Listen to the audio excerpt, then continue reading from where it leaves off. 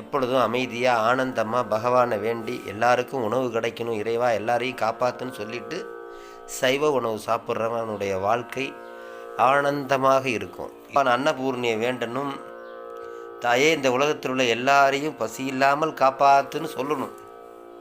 திருவள்ளுவர் சொல்லுவார், பகுத்துண்டு பள்ளியூர் ஓம்புதல் நூலோ தொகுத்தவற்றெல்லாம் தலை. எல்லோரும் கொடுத்துட்டு சாப்பிட்ணுங்கிற ஒரு சித்தாந்தத்தை வளர்க்கணும்.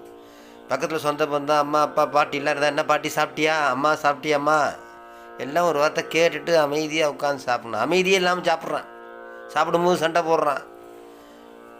அதனால் என்ன ஆகிடுதுன்னா மன குழப்பமாகி சாப்பாடே செரிக்க மாட்டேது, ஏகப்பட்ட வியாதியை உண்டு பண்ணுது. முதல்ல என்ன பண்ணும், அமைதியாக ஆனந்தமாக சாப்பிட்ணும். 40 வயதிற்கு மேல் உள்ளவர்கள் இரவு சாப்பாடை குறைத்து கொள்ள